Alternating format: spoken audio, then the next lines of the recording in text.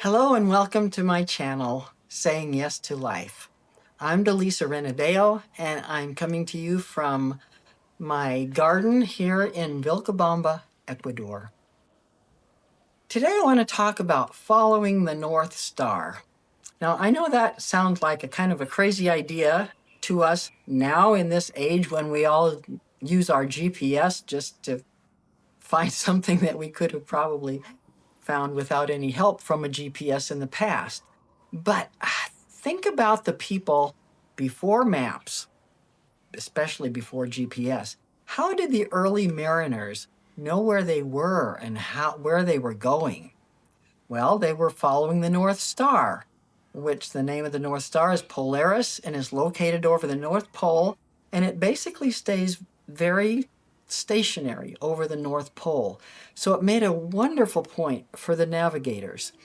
They were able, as long as it wasn't too cloudy, they were able to always calculate their direction. And it wasn't only the explorers in the ocean that needed to follow the North Star.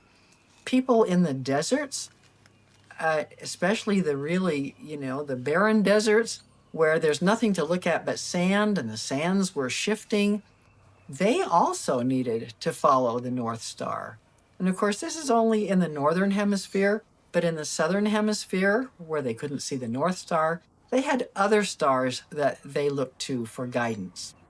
One thing I didn't know, but it's actually an amazing story to me, is that in the United States, the Underground Railroad, which was the program that the efforts of people to free the slaves, they had spirituals, the songs that they would sing that were coded.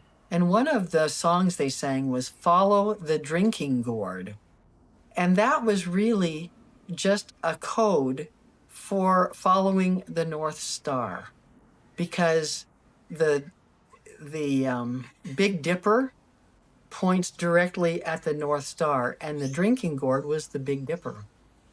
So even then, this following the North Star was leading them to freedom. Now, one thing about the North Star and all of these explorers that have been following it is we never reach it. No one ever reaches the North Star. It simply guides us. But that's really important, because if we don't have something to guide us, we can be just absolutely lost. Now, we may not be sailors, but we are navigating through our own lives. And we often need something to guide us. And so how do we find our way? How do we know what decisions to make? What choices to follow? Well, we need a North Star to follow. And what is the North Star in our lives? Well, the way I think of it is it's our highest values and our intentions. Now, this, I do not mean a goal to achieve, but a direction to live toward. So again, it is not something that we will ever reach, but it is a direction to always guide us. And an example in my life was in a previous episode I've told you about. I had very bad health in my 20s, and I had inflammation all through my body, and I'd been going to the doctor for all kinds of different drugs and treatments, and it wasn't helping at all. But when I decided that if I was going to get better, I needed to help myself, the first thing that I decided to do was to improve what I ate. And I decided to just eat for health. I'd been going on crazy diets to try to lose the weight that was caused from the birth control pills I was taking way back when. And I just gave that up, and I said, from now on, I'm going to eat for health. That's been a guiding principle in my life, and it continues to be. So to me, that's been one of my North Stars. I continue to eat for health. Another one that I think people from every culture have is something that's equivalent to the golden rule. We know that there is this belief that if we want others to be kind to us, we should be kind to them. do unto others as we would have them do unto us. And we say that, but do we actually practice it? If we practice it, it becomes actually a North Star for us to follow. And for me, one that is very meaningful to me is the quote, be the change you wish to see in the world. Be the change you wish to see in the world. So what do we want to have more of in the world? We want more kindness, more honesty, integrity. We want more joy and gratitude, more peace. We know things we don't want to have more of. We don't want more anger, more animosity, more greed, more irritation, more ungratefulness. So when we find ourselves feeling those feelings that we think, do we want more of that in the world?